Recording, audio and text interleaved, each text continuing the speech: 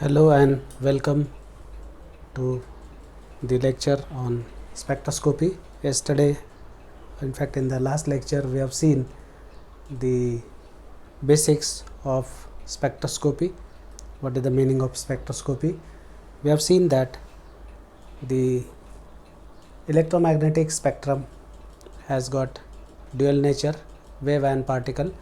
When we consider wave, then the distance between two crests or two troughs consecutive is known as wavelength, and certain units are used in UV spectroscopy or UV visible spectroscopy to be precise.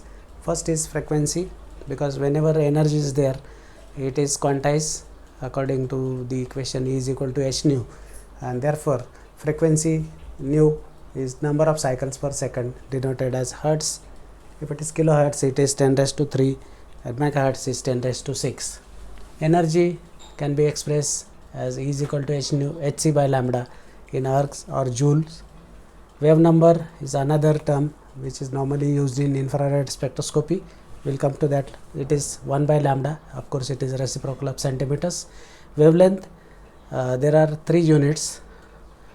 1 angstrom is equal to 10 raised to minus 8 centimeter. Similarly, nanometer is -7 and micron is 10 raised to minus 4. Normally for the UV visible spectroscopy, either it is in angstrom or nanometer always, and for the IR it will be in terms of reciprocal of centimeters. When you look at the entire electromagnetic spectrum, it starts with cosmic rays and goes up to radio waves. The wavelength decreases as you go here, and of course the energy of radio waves will be too low, and it is so small that only the spin state of nuclei can be excited. The other part is not changed. The basics for the absorption spectroscopy here is, whenever the electromagnetic spectrum or any form of light interacts with radiation interacts with matter, some part of energy is absorbed, and it can bring about the rotational, vibrational and electronic excitations depending upon the energy associated with that part of the spectrum. If the energy is very low, it will bring about rotational changes in the molecule. If it is slightly high, then rotational and vibrational will go along. If the energy is very high, all three will be taking place at same time, and that's why pure vibrational and pure electronic excitations are not possible. Pure rotationals, of course, they are possible, and these are the wavelengths associated with it. And electronic is 100 to 800 nanometer or 1000 to 8000 angstrom. Whenever absorption spectroscopy is studied, this is governed by Beer-Lambert's law, which states that E is equal to minus log I. Minus means the intensity is decreasing. Incident light upon transmitted light is correlated with epsilon Cl. Epsilon is molar absorptivity, C is concentration of solute, and L is the path length of the cell. Then we have also seen some electronic excitations which are possible in organic compounds. So sigma star, so this can be denoted like this. This is sigma, this is sigma star. These two orbitals have overlap. Now they are going away. Similarly, pi star, here electrons are bonded, the overlap is there. Now here the overlap is not there.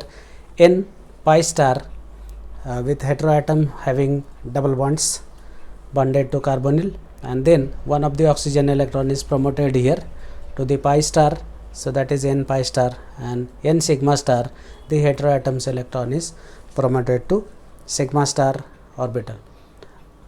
The excitation, electronic excitation, is possible between HOMO and LUMO. HOMO is highest occupied molecular orbital to LUMO, that is lowest unoccupied molecular orbital, irrespective of other things. So you have to keep in mind, if systematic presentation of the uh,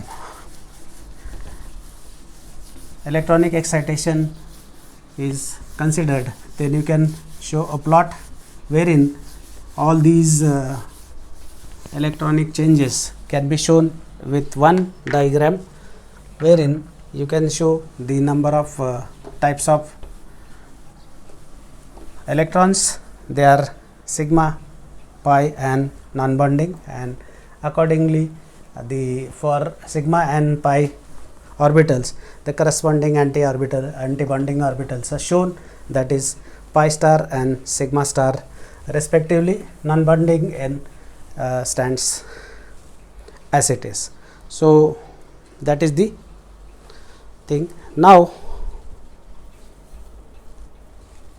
we'll talk about the excitations. The energy associated with this is important, and we have already said that sigma star requires highest energy, then comes n sigma star, then pi star, and last is n pi star. These are the electronic transitions. So sigma star would be of high energy, then n sigma star, pi star, and last is n pi star.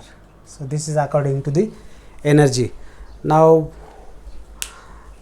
when you talk about ultraviolet spectroscopy, in order to understand the application part of the spectroscopy, we must know the various terms which are used in this spectroscopy, and the technical things are there. We'll see them, and the application part, how this can be used in the elucidation of structure of organic compound. That is going to be the main objective of studying spectroscopy. So structure elucidation is a key task for a part of chemist. Whether if you are synthesizing a new compound, then structure determination or structure elucidation becomes very vital. Now the terms used, we have written few terms. First is chromophore. Chromophore color bearing groups. I am putting examples today. CN, C double bond O, C double bond C, C triple bond C, etc. These are all chromophoric groups. They have a ability to absorb UV light, and there you can see pi star, n pi star, all those transitions, and they can be detected by the UV spectrophotometer. The second term was the auxochrome.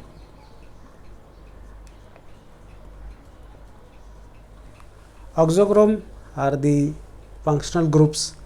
They themselves don't have any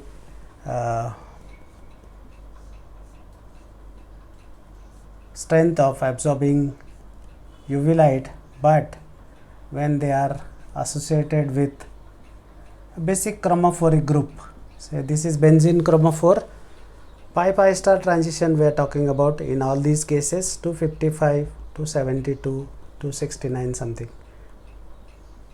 So what you can see is the basic chromophore benzene also show pi star transition, but at 255 nanometer, and OH and OCH3, they are enhancing the lambda value, and they are known as auxochromes. This kind of shift is known as red shift or bathochromic shift.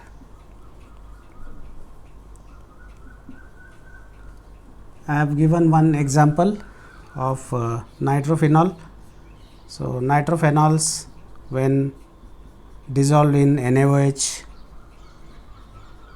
you get colored solution, and that color solution is because of the formation of nitrophenoxide ion, and now this negative charge can be delocalized in the ring, and because of the resonance, the pi star transition becomes less energetic, and eventually the transition goes to the longer wavelength, and that is known as bathochromic shift. For hypsochromic shift, we have written one example where aniline is treated with hydrochloride or HCl, hydrochloric acid to be precise, and you get NH3. As long as this free NH2 is there, there was a resonance phenomenon. The moment it becomes NH3 plus, the electron withdrawing group, now if this was donor, whenever this becomes electron withdrawing group, in fact this will feel a electron, it will attract electron towards it and will not donate electron to ring. So that makes pi star transition more energetic, and that's why we have written that this is around 270, this will be 203 and so on. So those numbers you can remember, they are not very important because in exam all those numbers will be provided to you in the list. Okay, now the other important part we'll just quickly see, and then we'll go to the application part also if time permits today. If not, next lecture we can continue with this same. Now what I have, effect of conjugation on lambda max. These are important topics, so let us cover them and then we'll go to the effect of conjugation. Now conjugation is the alternate sigma and pi bonds. For example, this is ethylene, this is 1,3-butadiene, this is 1,3,5-hexatriene. These are, see, this is ethylene, 1,3-butadiene, 1,3,5-hexatriene. Now here pi bond, sigma bond, pi bond. So these are alternate bonds. So this is conjugated system. So as this, the moment I write like this is isolated one, isolated diene I can say.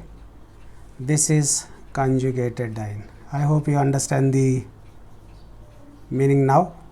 So conjugated diene wherein pi bonds are alternate, they are having intervening sigma bond between them.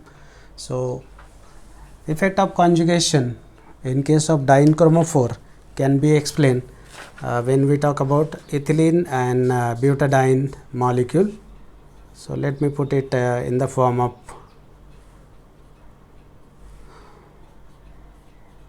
HOMO. This is pi, this is pi star, this is LUMO, and this is the ethylene molecule. Now the energy associated with this will be quantized once again. Now this is the excitation of electron from highest occupied molecular orbital. So whenever you are asked to show the electrons, both the electrons will be here. In case of promotion, one of the electron will go and occupy the pi star, so that becomes your pi star transition. The effect of conjugation is, in case of 1,3-butadiene, let me show those 4 orbitals.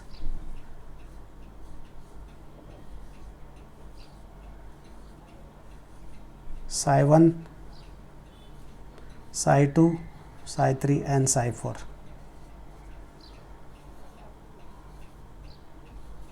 This is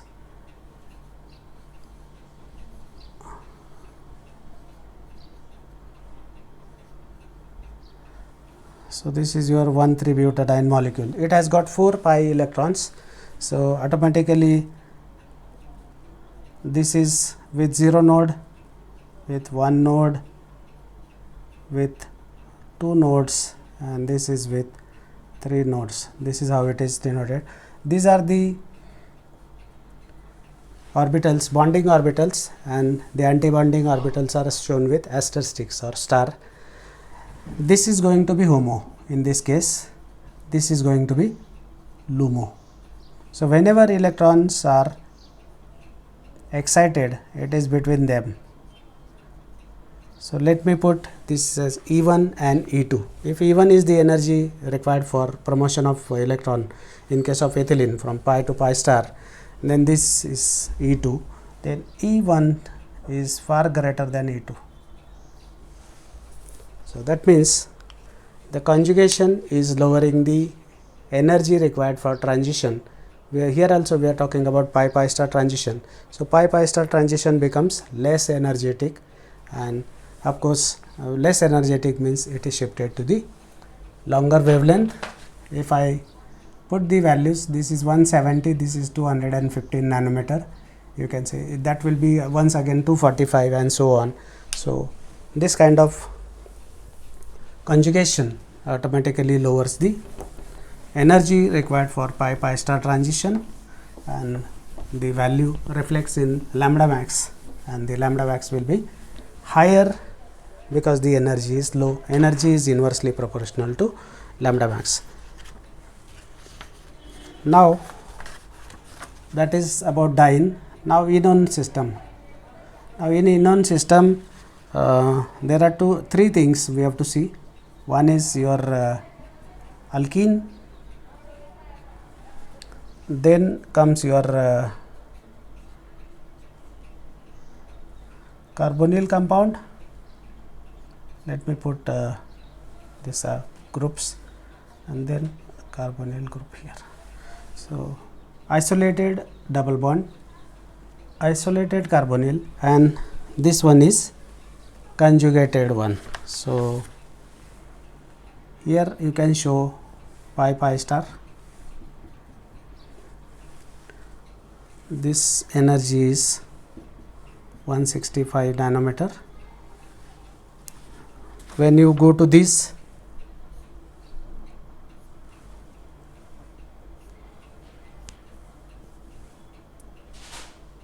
psi 1, psi 2, this is non-bonding, psi 3 star, psi 4 star. Non-bonding because heteroatom is involved. And now if you see the energy required for pi pi star is 320. 320 is n pi star. Now pi pi star is 218, n pi star is 320 nanometer. When you go here, it will be pi pi star pi, then n is here also, and pi star. So pi pi star in this case it is 170, and n pi star is 290. So both are affected. N pi star has also gone to longer wavelength, and pi pi star is also going to longer. So conjugation, double bond, single bond, double bond, that is the conjugation. Whenever you see this extent of conjugation, if it is increased, if you have one more double bond here, the frequency will be still less, energy will be still less, and lambda will be shifted further. So these are few things which are important in understanding the effect of conjugation. Then I will just introduce a few things here, important things, and then we'll stop for today, because so many things in one lecture will be difficult for you, because these are new things. Now let me put few things here. Calculation of lambda max. Now this is important. Some empirical rules are there for this. Woodward-Fieser rule.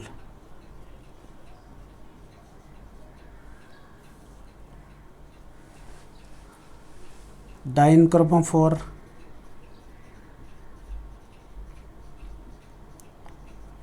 enone chromophore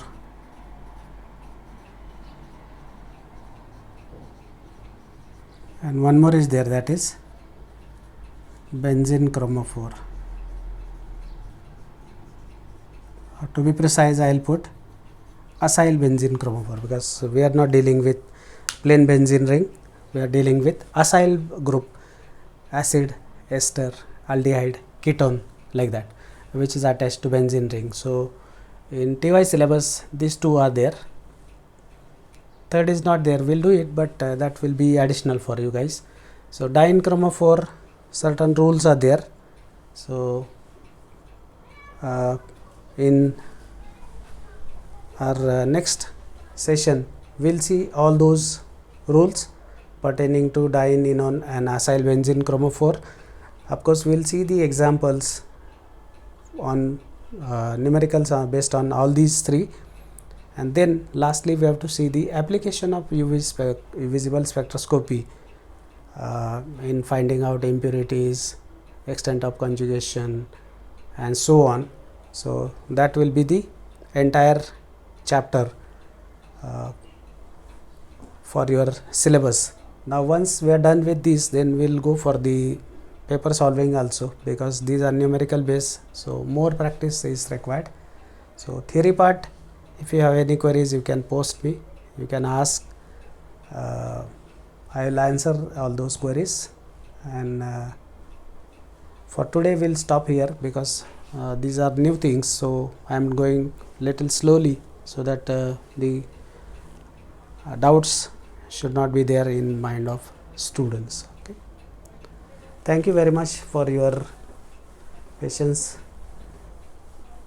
and we'll continue in the same manner in the next lecture. Next lecture we'll see the Woodward-Pfizer rules, the applications, different terms which are used, homoannular, heteroannular, exo, endo, and extended conjugation and so on, homoannular diene component and so on. So we'll see all those things, of course with the help of some numerical examples. Thank you very much.